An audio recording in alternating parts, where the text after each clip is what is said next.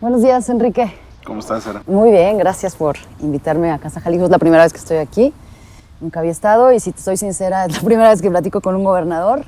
No había tenido esa oportunidad y bueno, me dijeron que si quería hacer esta charla contigo, tengo que ser muy sincera y decirte que la política no es lo mío.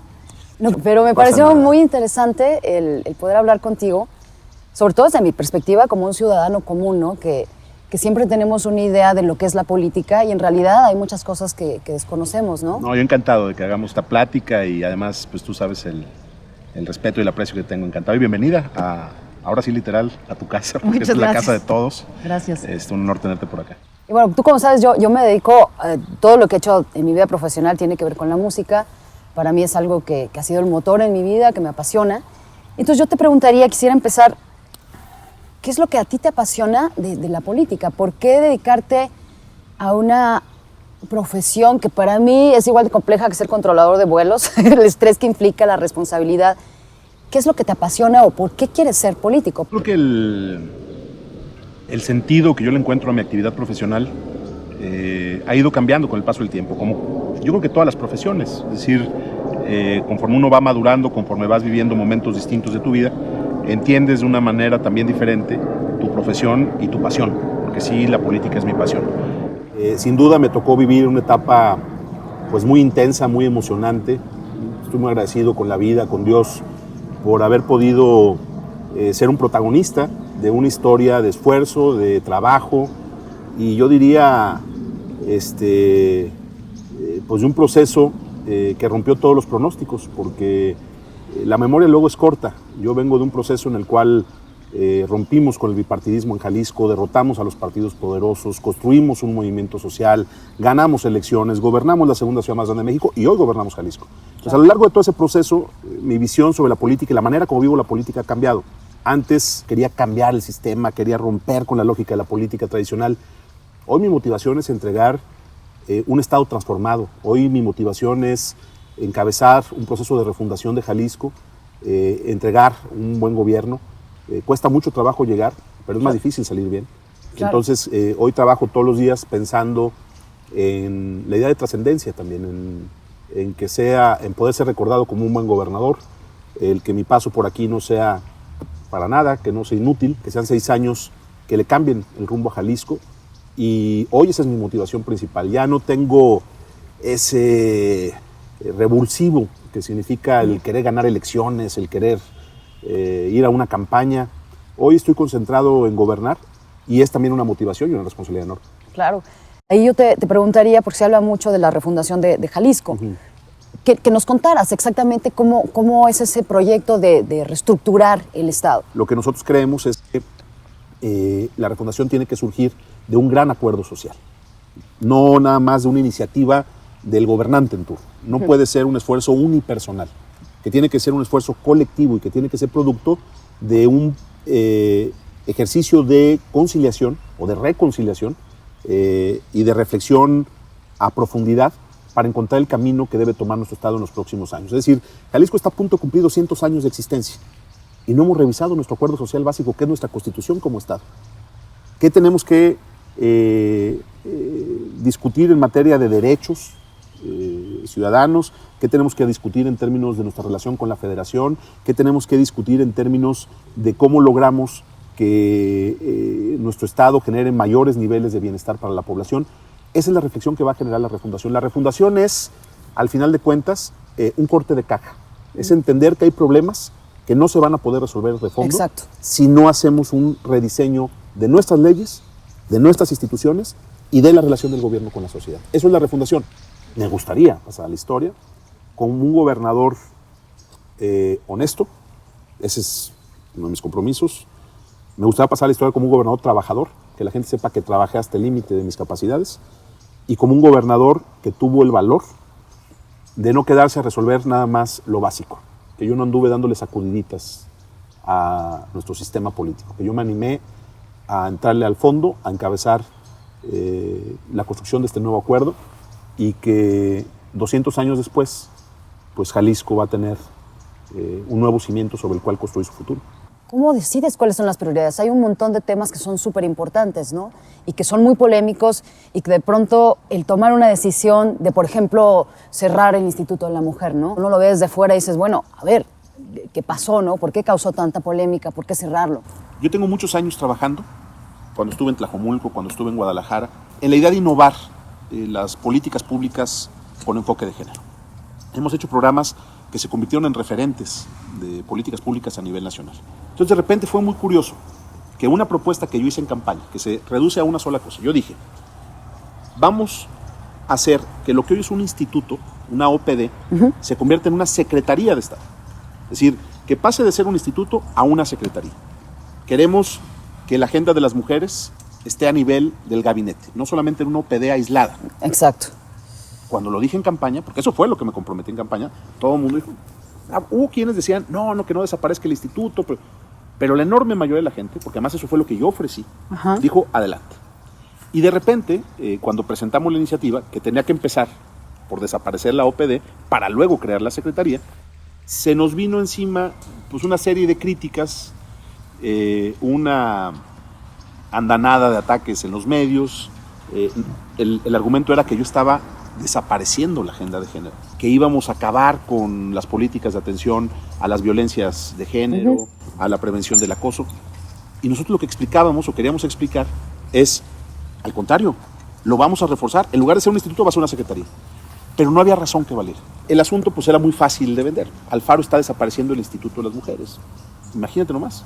Cuando lo que no se decía era que estábamos creando una Secretaría de Estado. Bueno, pasó el tiempo y hoy la Secretaría de Igualdad entre mujeres y hombres, que es la nueva Secretaría de Estado, es el ejemplo nacional.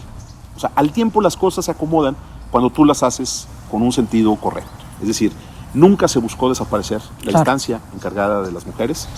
La Secretaría de Igualdad entre Mujeres y Hombres hoy tiene 6 veces el presupuesto que tenía el Instituto de las Mujeres. O sea, un montón. Es hoy la Secretaría de todo el país, incluso por encima de la Ciudad de México, con más presupuesto para las mujeres en los estados de la República. Pero no es nada más un asunto de presupuesto, sino que además la Secretaría ha podido desarrollar políticas que están generando, me parece, buenos resultados, que están entrando los temas de fondo en agendas como la prevención de la violencia, como la prevención y el combate al acoso, en el tema, por ejemplo, de incentivar la capacitación de las mujeres para impulsar proyectos productivos en las zonas más marginadas. Las cosas van muy bien. Ha sido un cambio positivo. Muy positivo, pero además reconocido por todo mundo. Quienes criticaban y quienes se nos echaron encima entendieron al final que lo que había era un falso debate, porque nunca se quiso acabar con esa instancia. Se transformó un instituto en una Secretaría de Estado. Hoy esa secretaría no está aislada como estaba el Instituto de las Mujeres. Esa secretaría es parte del gabinete, tiene interrelación con secretarías como Educación, como Salud, como la Fiscalía del Estado, la Secretaría de Seguridad Pública, para que la agenda de género sea verdaderamente transversal. Antes no lo era. ¿Quién le hacía caso al instituto? El instituto estaba aislado y sus resultados fueron muy pobres. Me siento muy orgulloso de cuando vienen cosas como esas, resistir y aguantar, ¿no? La mentira, la difamación, las ganas. Tú tienes claro, ¿no? Hacia dónde va el proyecto y he aguantado muchas, porque el asunto es que no equivoques el rumbo, que no hagas cosas incorrectas. Cuando tú estás seguro que lo que estás haciendo es en un sentido correcto, el tiempo tarde o temprano pone las cosas en su lugar. Hoy la Secretaría de Igualdad Sustantiva entre Mujeres y Hombres es ejemplo nacional. Y la agenda de género que estamos impulsando acá va funcionando muy bien, con muchos desafíos, enormes desafíos. La violencia en contra de las mujeres es un reto que no necesariamente del gobierno, es un reto que tenemos como sociedad. Sí. Pero creo que hoy tenemos instrumentos institucionales y legales mucho más sólidos que nos van a permitir avanzar más rápido en los próximos años. Otro tema polémico también en este primer año ha sido el proyecto de A Toda Máquina. Fíjate qué curioso, es uno de los programas que más orgullo me da. De las cosas que hemos hecho en este primer año, el haber dotado a los municipios de módulos de maquinaria para poder arreglar los caminos a cosechas, para poder recuperar la infraestructura productiva del campo que estaba abandonada, los abrevaderos, las presas, los bordos. Ha sido uno de los grandes logros. Cuando voy a los municipios, lo que más agradece a la gente es el programa Toda Máquina. Le está ahorrando al año cientos de millones de pesos a los municipios de lo que hubiera sido tener que rentar maquinaria para arreglar esos caminos. En tan solo 6 meses de trabajo hemos arreglado ya el 13% de los caminos a cosechas del estado. Imagínate lo que significa si sostenemos ese ritmo. Es un programa que estuvo sometido a una revisión exhaustiva. Se dieron cuenta de lo importante que ha sido y de lo bien manejado que fue el proceso. una licitación que salió bien llevada, una licitación pública nacional, una tasa para el esquema de financiamiento y de arrendamiento de la maquinaria que difícilmente tiene comparación a nivel nacional por lo buena, por lo ventajosa que fue para Jalisco. ¿Quiénes se nos echaron encima?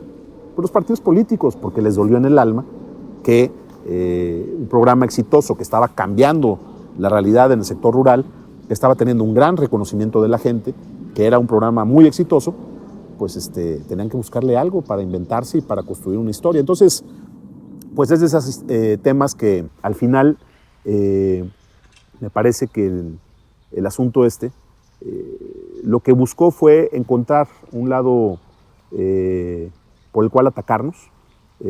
Se hicieron todas las revisiones, todo el sistema estatal anticorrupción ha revisado el asunto. No ha habido un solo cuestionamiento de fondo de que la licitación haya tenido algún problema. Van a poder acusarnos de muchas cosas, siempre, pero a mí jamás me han podido demostrar, ni me lo van a demostrar jamás, que yo soy un corrupto o un ladrón.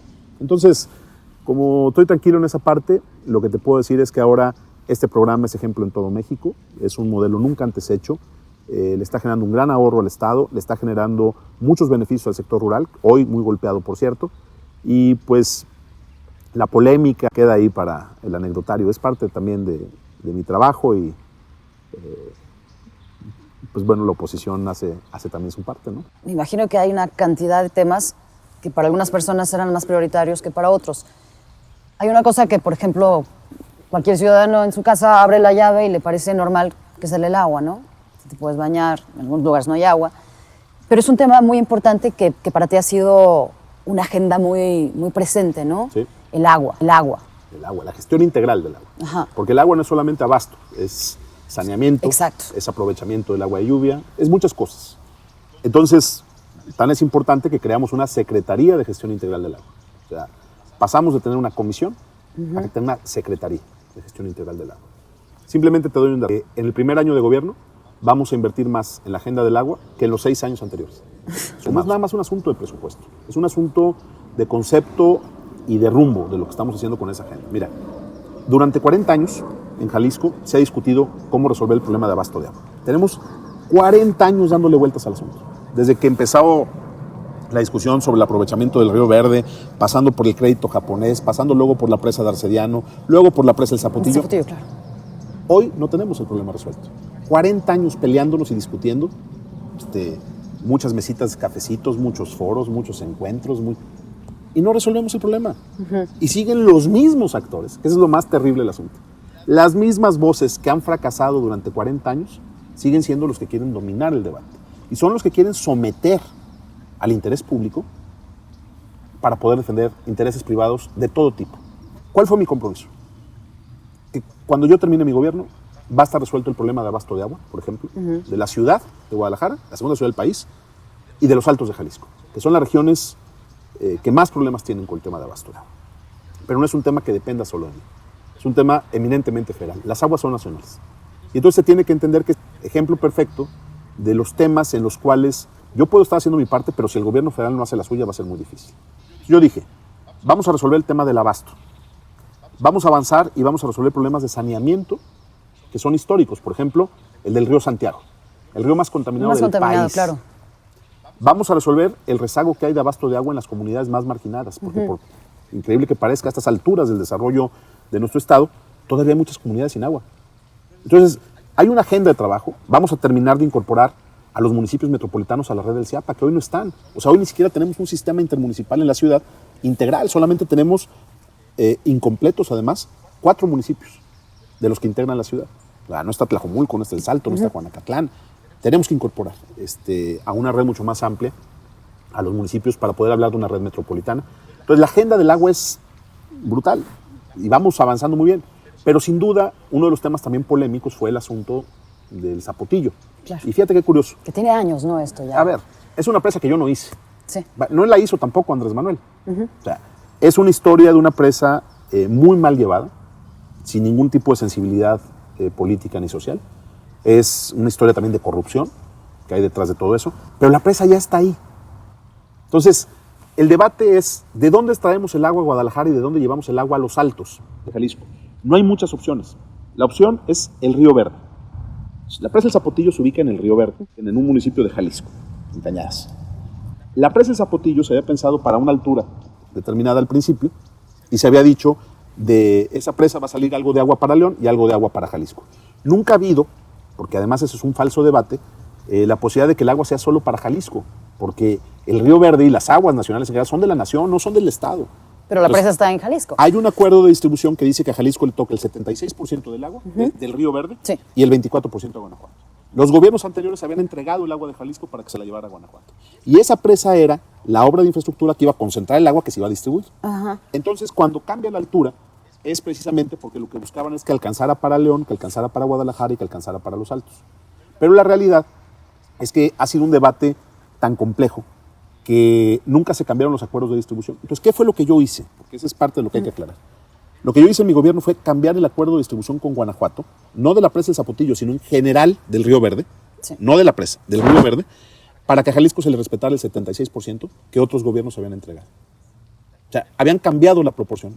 Le habían dejado a Jalisco algo así como 36% y a Guanajuato el resto. Nosotros ya recuperamos el 76% para Jalisco. Ese es el logro del primer año. Y el segundo tema, si se termina o no se termina la presa de Zapotillo, es decisión del gobierno federal. Pero nosotros necesitamos que haya una solución. Claro. Porque si la respuesta es ahí dejamos la presa, la siguiente pregunta es, bueno, ¿y entonces qué sigue? ¿De dónde va a salir el agua? Nos vamos a pasar otros 40 años discutiendo de dónde aprovechar el agua de Jalisco, porque aquí hay voces y han aparecido, como siempre te digo, siempre hay alguien que sale y quiere enredar las cosas y dicen que se quieren llevar el agua para Guanajuato. Son puras mentiras. La realidad es que el gobierno federal tiene que tomar una decisión.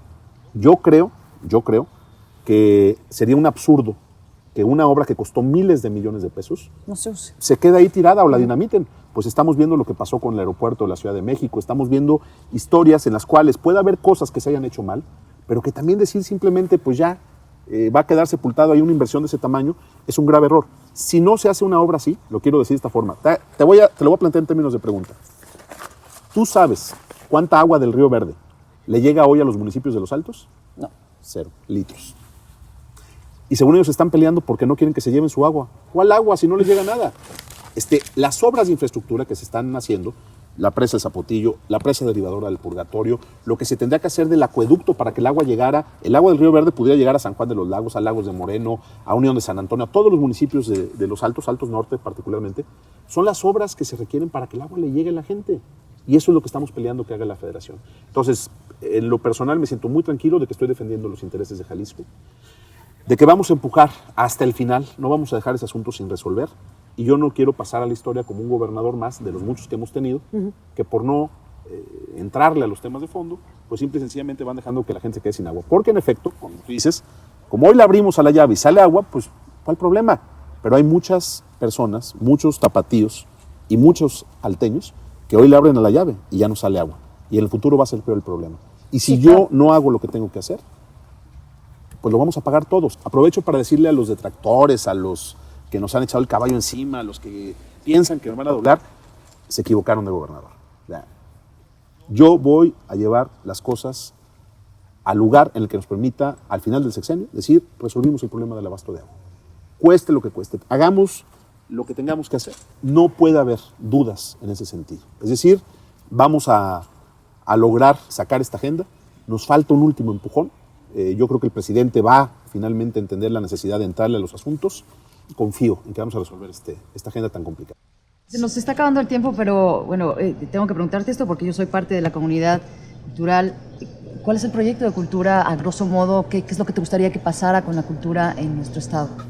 Primero, el compromiso de mantenerla como una agenda prioritaria del gobierno. El presupuesto no lo es todo, pero es mucho.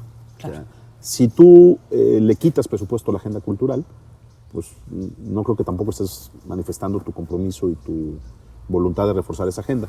Entonces, primero nosotros tenemos que seguirle metiendo a la agenda de cultura, consolidar a Guadalajara como una capital cultural muy importante en Latinoamérica, si no es que la más importante, poder articular esfuerzos con instituciones públicas, con organizaciones de la sociedad civil y con creadores jaliscienses para hacer una agenda integral en donde podamos consolidar lo que ha sido mi compromiso desde que fui presidente de Guadalajara, de impulsar la descentralización de la cultura, llevarla a todos los rincones de Jalisco, crear los polos de desarrollo cultural. Tenemos lo que ya hemos llamado cultura cardinal, que significa que podamos tener en el norte, en el sur, en el este y en el oeste del estado, y en el centro, por supuesto, polos de desarrollo cultural integrales que va avanzando muy bien y que va a consolidarse y va a arrancar ya en forma el año próximo.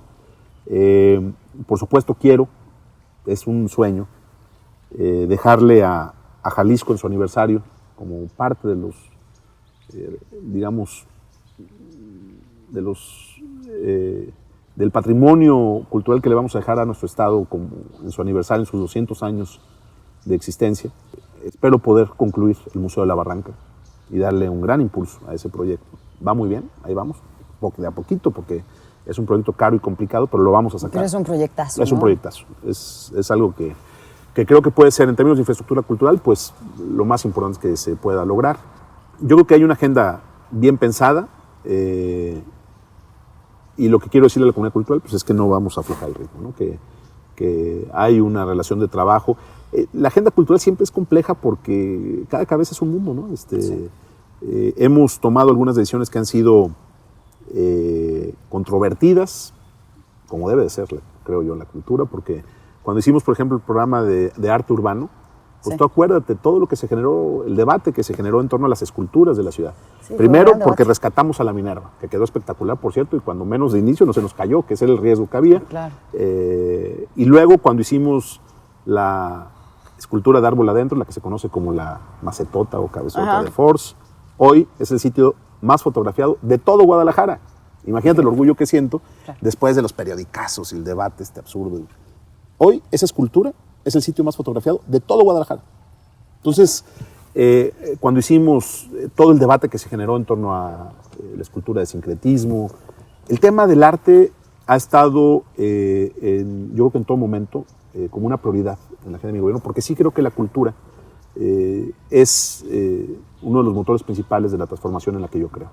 Entonces vamos a seguirle en ese sentido y obviamente con la comunidad cultural pues ofrecerles mucho diálogo, mucha voluntad, para corregir lo que se tenga que corregir, mejorar lo que se tenga que mejorar y seguir trabajando para adelante. Guadalajara creo que en esa agenda va muy bien, tenemos un enorme potencial de desarrollo y no vamos a aflojar el ritmo. Pues otro evento cultural grande que viene es la FIL. ¿Piensas ir? Sí, ¿Algún siempre. libro que te quieras conseguir?